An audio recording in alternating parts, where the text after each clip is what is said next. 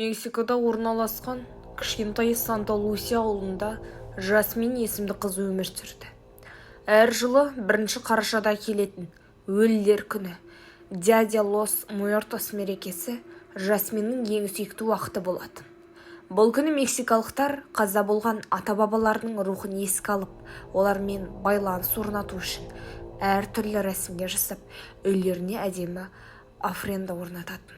Жасмин де ата-бабаларының рухын құрметтеп, алтар жасауды қатты ұнататын. Алайда ол бұл дәстүрдің тылсым күштерді оятатын білмейтін. Өлілер күні қарсаңында Жасмин мен оның достары ауыл сыртына барып, түнгі уақытта түрлі ойындар ойнауды ұйғарды.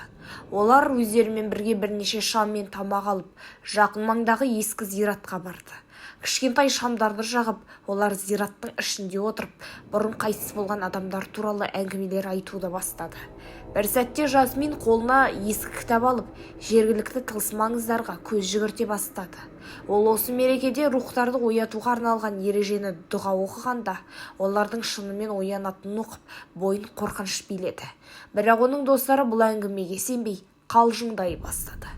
Арасындағы бір бала күлкімен: "Бұдан қорықпаймыз. Дұға оқысаңшы, Жасмин. Ешқандай рух оянбайды", деді. Достарының алдында өзін әлсіз көрсеткісі келмеген Жасмин дұғаны оқи бастады. Дұға аяқталған сәтте айналада біртүрлі салқын жел соға бастады. Жасмин оқығаннан кейін шамның жарығы дірілдеп, біртіндеп өшіп қалғанын байқады. Жастар бастапқыда мұны жай ғана желдің әсері деп ойлады. Бірақ айналада әлде бір тылсым атмосфера пайда болды. Бір-біріне жақындай түсіп, қорқыныштан жан-жақтарына алақтап қарай бастады. Зираттың ішінде аяқ асты тыныштық орнап, алыстан әлде бір адамның сыбырлағандай дауысы естілді. Бұл өте әлсіз, бірақ салқын тудырардай естілетін дыбыс еді.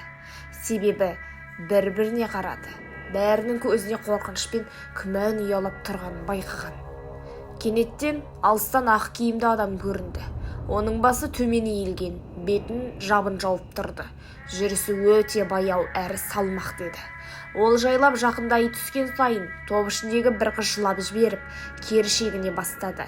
Бірақ ешқайсысы оның жанынан кетіп қалуға батылдық таныта алмады. Бәрінің аяқтары тізеден дірілдеп, денелерін қозғауға шамалары келмей қалды. Жасмин бейтаныс жанның бетіне қарағанда, оның көз орнында екі қап-қара шұңқыр бар екенін байқады. Жүрегі дүрсілдеп, тілі байланып қалғандай сезінді.